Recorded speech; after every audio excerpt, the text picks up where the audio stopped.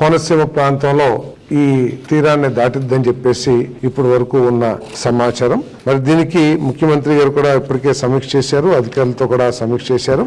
ఎటువంటి పరిస్థితులైనా సరే ఎదుర్కోవటానికి యంత్రాంగాన్ని సిద్ధం చేయమని, వారికి కావాల్సిన వనరులు కానివ్వండి, లేకపోతే ఎక్విప్మెంట్ కానివ్వండి, అన్నిటినీ కూడా సిద్ధం చేసి ప్రజలకి ఎటువంటి అసౌకర్యం లేకోకుండా ఆస్తి నష్టం జీరో ప్రాణ నష్టం అనే లక్ష్యంతో పనిచేయాలని చెప్పేసి ముఖ్యమంత్రి గారు మరి సూచన చేశారని చెప్పేసి మనం చేస్తాను. ఇప్పటికే సహాయ చర్యల కోసం 19 కోట్ల రూపాయలని మరి కలెక్టర్స్ అందరికి కూడా అందించడం జరిగింది. ఇంకా అవసరమైనా సరే రూల్స్ ప్రకారం ఏదైతే స్టాండర్డ్ ప్రాక్టీసెస్ ఏదైతే ఉన్నాయో దాని ప్రకారం ఎంతైనా సరే అది లిమిట్ కాదు, TR 27 కింద ఎంతైనా సరే ఖర్చు పెట్టడానికి ప్రభుత్వం సిద్ధంగా ఉందని చెప్పేసి మనం చేస్తాం.